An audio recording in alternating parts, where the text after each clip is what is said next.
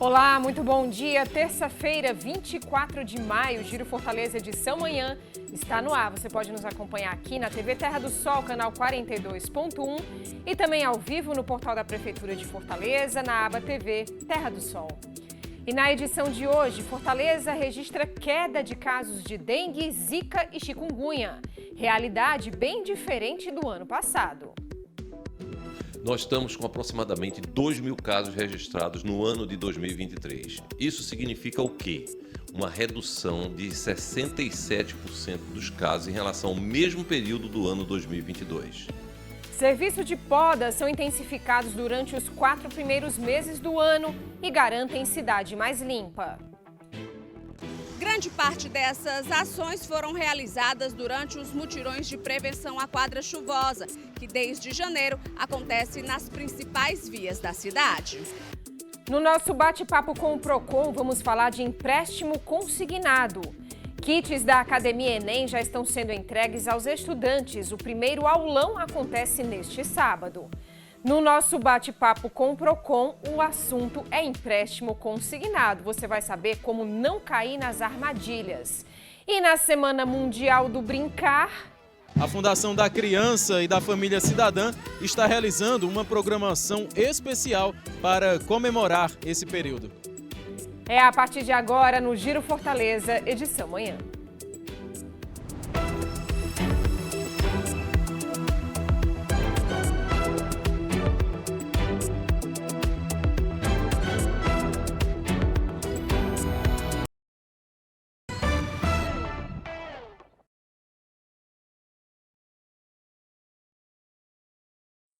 A gente abre essa edição com notícia boa de saúde. Diferente do ano passado, a nossa capital registrou redução nos casos de arboviroses.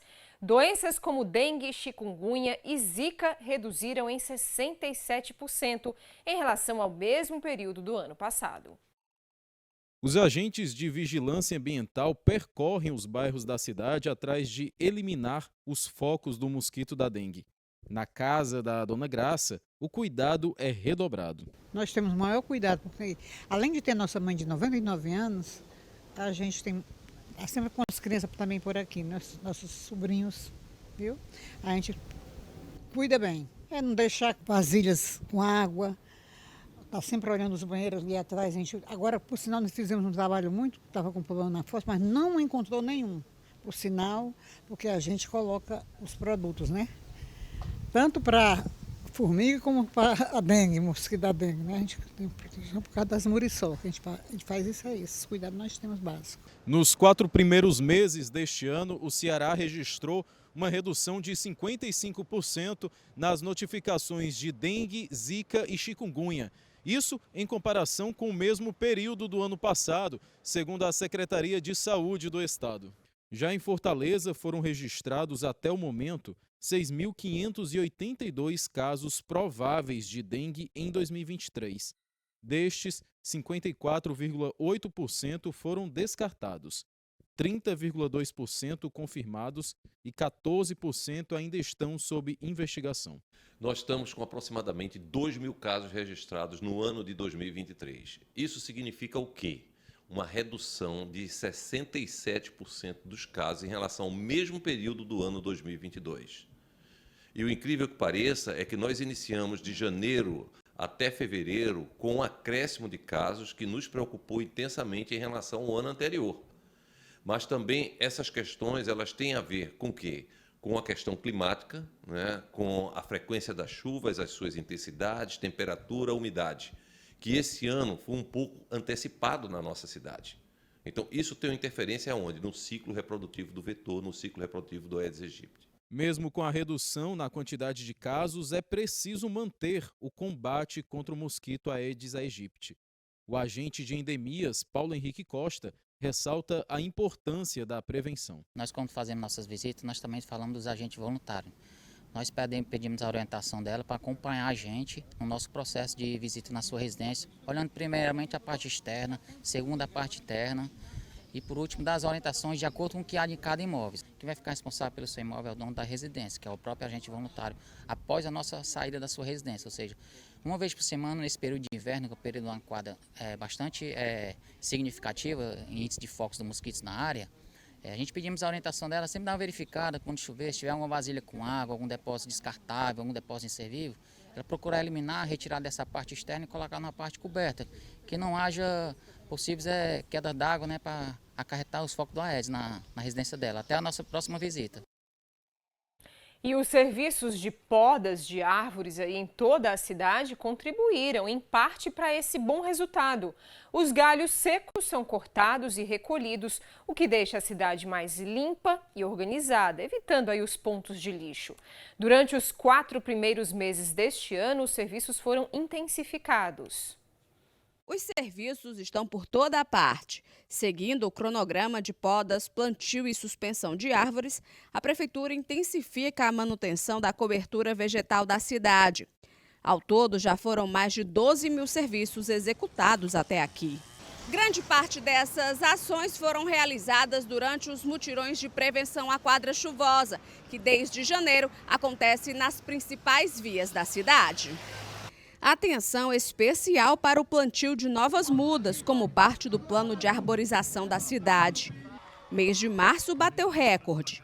No Dia Internacional da Floresta, comemorado no dia 21, foi realizado o maior plantio simultâneo do país, com mais de 2.000 mudas.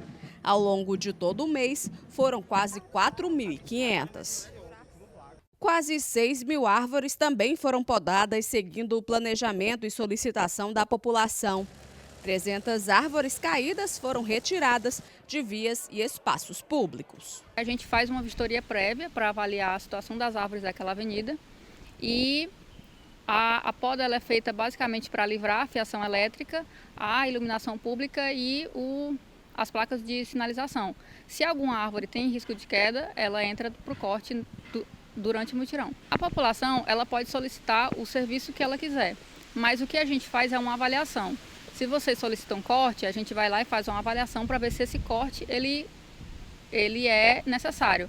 Às vezes a população solicita uma poda, mas a gente chega lá, a árvore apresenta um risco, um dano muito grave no tronco ou uma infestação severa onde todos os galhos estão morrendo e o corte ele é realizado. Então assim, a população ela pode solicitar qualquer serviço. A gente vai lá, faz a avaliação e executa a poda ou o corte de acordo com o critério que o engenheiro avaliou.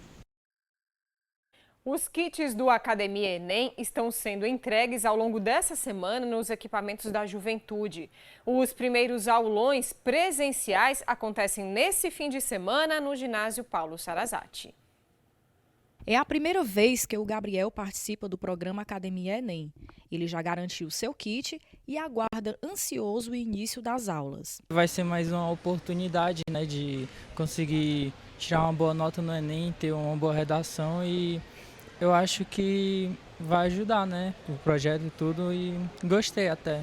Agora vamos ver como é que funcionar. Eu acho que tem toda uma estrutura em si para ajudar o aluno a conseguir ter essa oportunidade, né, e passar. O programa completa 10 anos nesta edição, com aulas presenciais e virtuais, oferecendo preparação integral e gratuita para os estudantes da capital.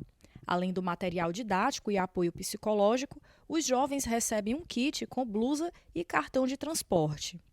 Os jovens estão recebendo a carteirinha, que é uma carteirinha que acompanha eles durante todo o ano, é onde eles têm acesso à passagem, né, para estar presente lá no ginásio Paulo Sarazate, que é onde acontece os aulões da Academia Enem. Então, eles estão recebendo essa carteirinha e estão recebendo a blusa do Academia Enem, fardamento, né, para eles participarem das aulas. Normalmente, nós temos 3 aulas por dia, 3 aulas no sábado, 3 aulas no domingo.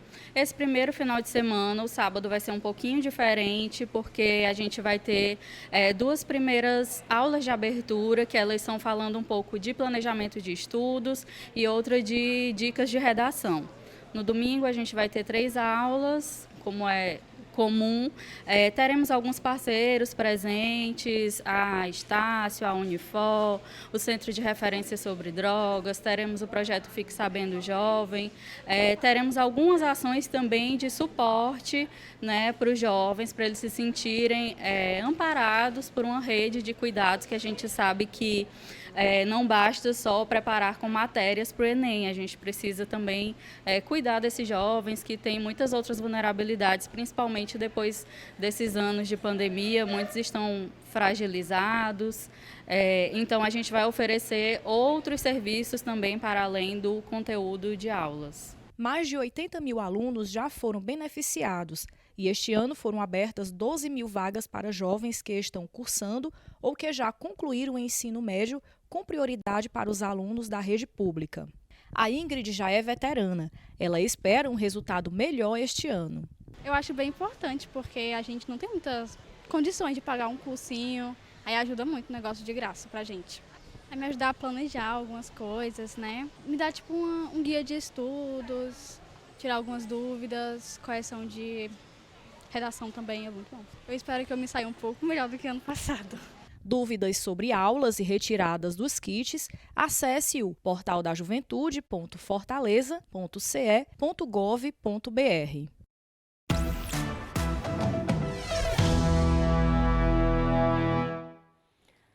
Pois é, hoje tem o nosso bate-papo com o Procon e o nosso assunto é sobre empréstimo consignado.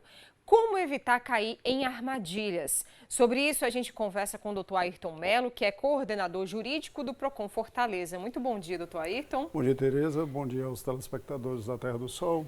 Então, inclusive vocês tiveram um encontro ontem, bem recente, com as empresas envolvidas, a Febraban. Queria que o senhor falasse um pouquinho sobre esse encontro, o que resultou sobre isso, como é que foi? Na realidade, o encontro é um esforço concentrado entre os órgãos de defesa do consumidor e as instituições financeiras na perspectiva de encontrar elementos para que essa questão do empréstimo consignado seja feito da forma mais transparente possível e da maneira mais saudável àqueles que procuram e precisam desse suporte financeiro. Então, todo o trabalho é voltado no sentido de orientar, de educação para o consumidor em relação a esse tipo de transação financeira. Muita gente ainda não entende, eu queria que o senhor explicasse o que é o empréstimo consignado. Bom, empréstimo consignado é uma linha de crédito que é fornecida com taxas mais reduzidas do que as taxas comuns de mercado. Então, taxas de juros, né? Taxas de juros. Então, o que acontece? Com o consumidor, ele normalmente tem uma aposentadoria, uma pensão, um salário e permite que autoriza um desconto de um determinado valor nesse salário, nessa pensão, nessa aposentadoria e recebe um valor específico em moeda corrente, creditada em sua conta, para que ele possa utilizar nas suas necessidades. E quando é que pode ocorrer, doutor Ayrton, uma armadilha aí? Quando o consumidor pode ser enganado em relação ao empréstimo consignado? Porque a gente sabe que acontecem muitos casos entre os aposentados, né? Para as empresas que ofertam esse crédito, é a garantia de que eles vão receber o dinheiro, porque já é automaticamente debitado dali do seu valor a ser recebido, né? E existem também essas outras modalidades. Quando é que pode acontecer um golpe e o consumidor ser enganado? Bom, existem diversas situações que acabam acontecendo, que fazem com que o consumidor seja induzido a transações dessa natureza e, em algumas situações, o consumidor não recebe esses valores, os valores não são creditados em sua conta específica, ou então eles acabam participando.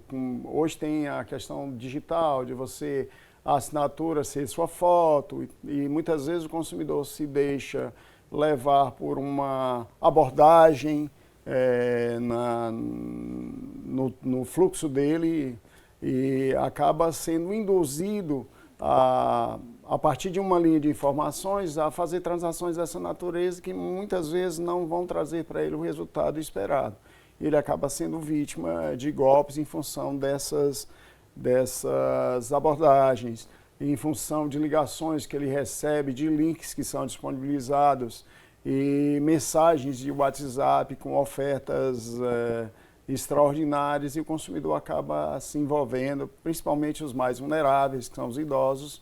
E o Procon sempre coloca para esses consumidores, de uma forma geral, que em eventual dúvidas ou antes de efetivar essas transações, procurem junto aos órgãos de defesa do consumidor esclarecimentos com relação às taxas, com relação ao tempo, quanto ele vai pagar ao final desse financiamento, em eventuais renegociações, que muitas vezes o que acontece muito, você fez um empréstimo, de repente pagou a metade desse empréstimo, uma parte dele, aí o agente financeiro vem te oferecer uma outra proposta para tu receber um valor, que às vezes é um valor não é significativo, você vai renovar aquilo por mais um intervalo de tempo significativo, principalmente hoje que já estão fazendo financiamentos em até 120 meses, ou seja, o consumidor vai ficar 10 anos vinculado àquela situação. Então, o PROCON tem procurado orientar esses consumidores no sentido de buscar no órgão de defesa do consumidor informações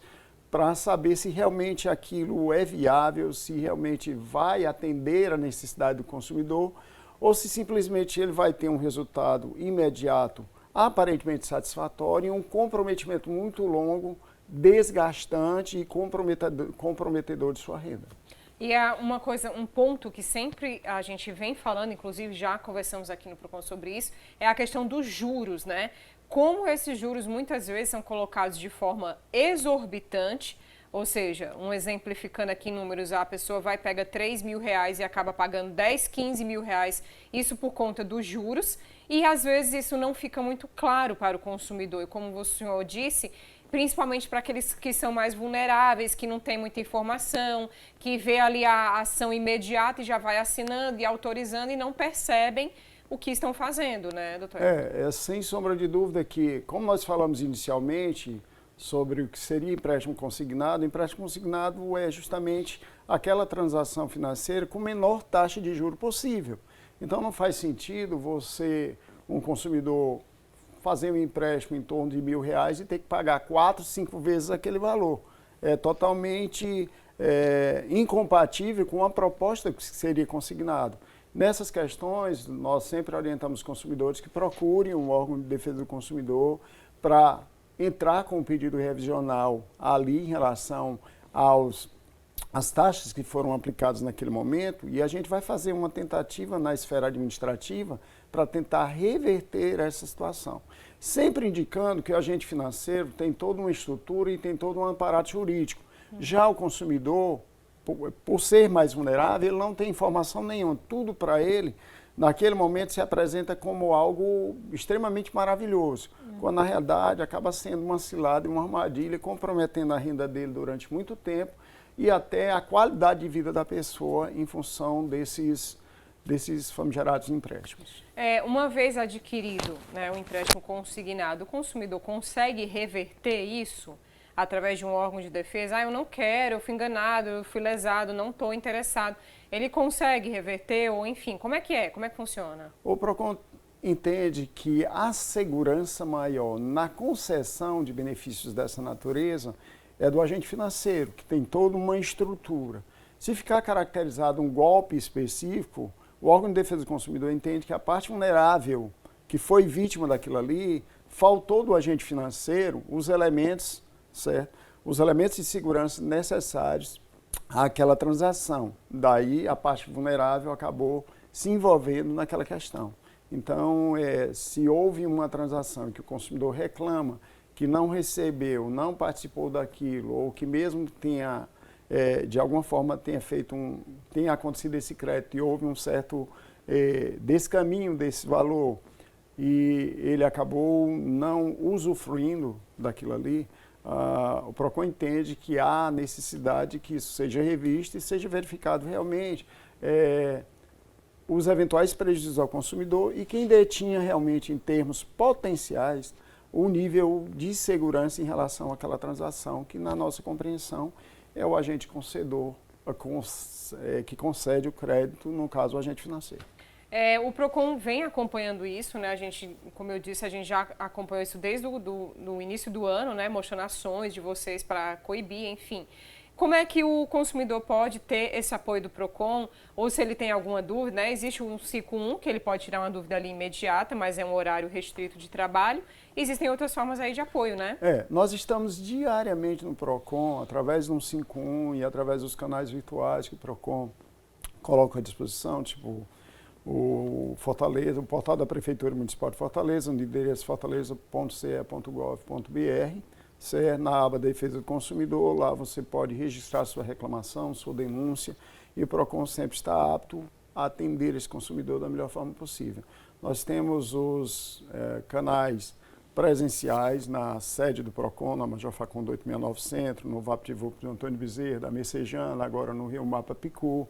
Ok? Nós temos também na Câmara Municipal de Fortaleza atendimento presencial e os virtuais, como já falei, além do nosso aplicativo PROCON Fortaleza. E aí, o consumidor se sentindo lesado, precisando desse apoio, dessa ajuda, enfim, ou já fez o empréstimo, quer reverter, é só buscar um desses canais que o doutor Ayrton acabou de falar e tentar solucionar a questão. Lembrando que sempre que for ofertado, né, doutor Ayrton, aquela dica máxima, desconfie de grandes ofertas e de grandes vantagens, porque nem sempre elas são verídicas, né? A gente tem sempre orientado o seguinte: você vai fazer uma transação, principalmente de empréstimo, vai comprometer sua renda durante muito tempo. Procure se certificar, certo?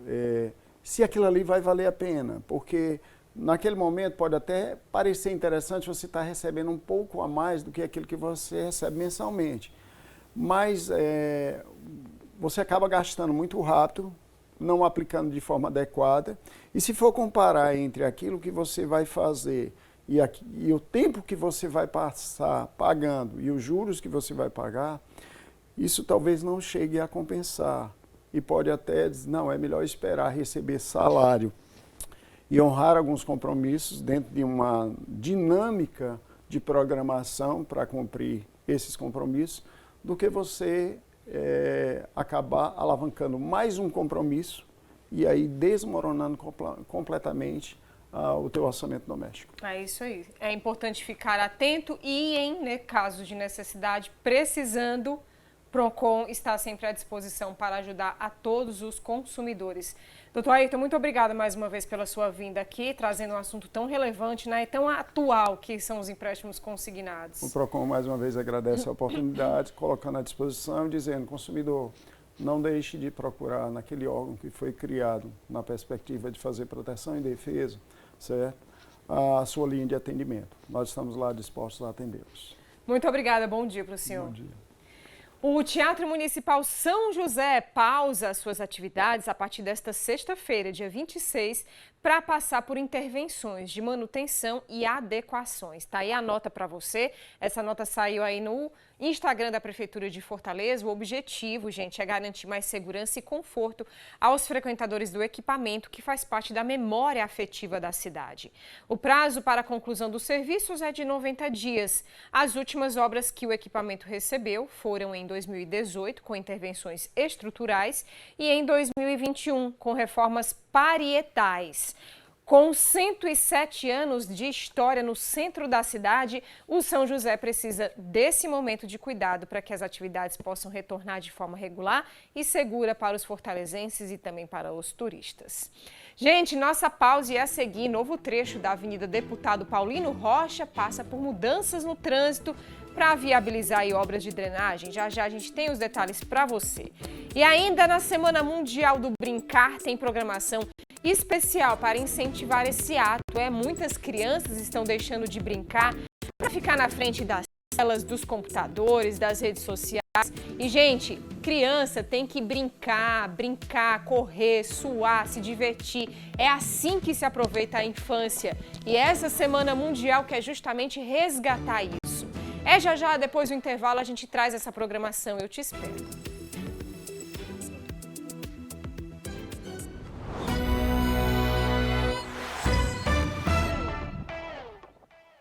Giro Fortaleza edição manhã, de volta para você com imagens ao vivo do trânsito na nossa querida capital.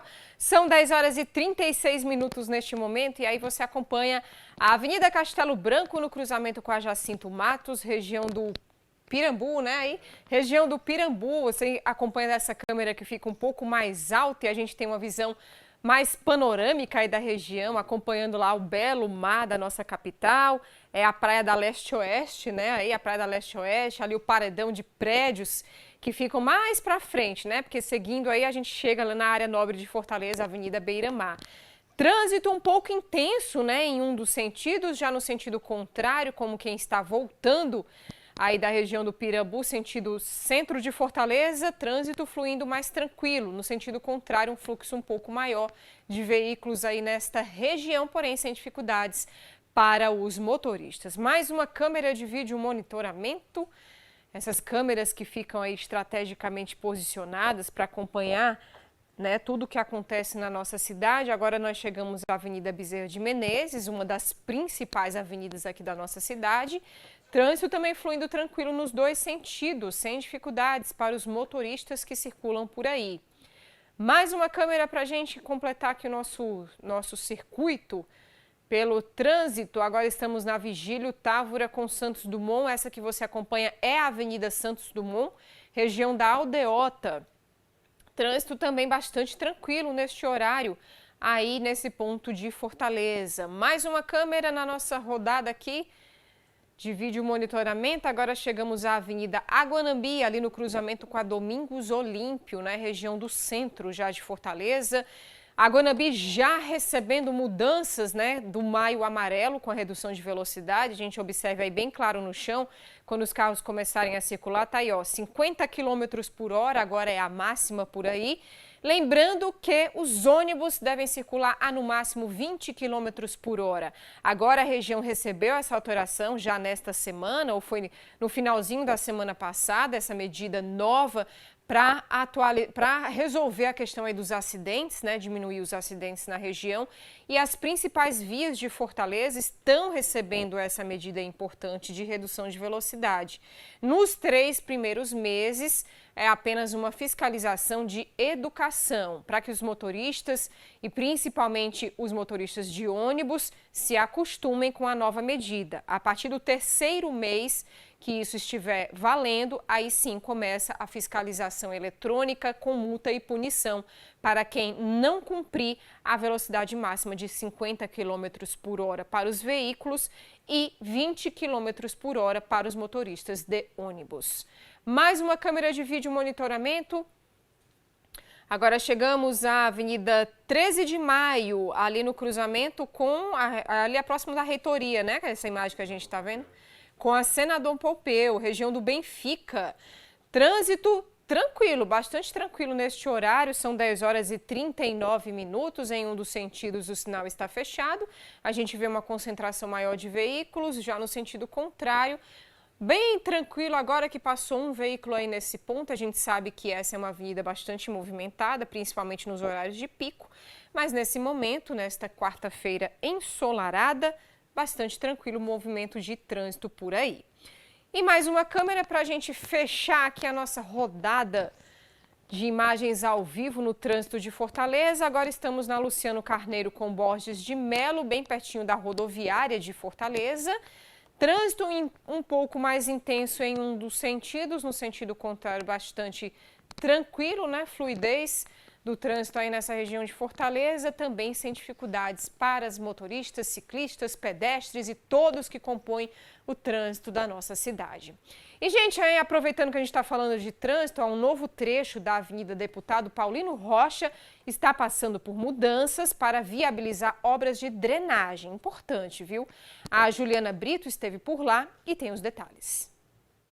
2 novas interdições foram implantadas nesta quarta-feira aqui na região. A primeira mudança no tráfego da Avenida Deputado Paulino Rocha é no sentido Castelão Cidade dos Funcionários, no trecho compreendido entre as ruas Coronel Zacarias José França e Humberto Teixeira, com o estreitamento de uma das faixas da via situada junto ao passeio.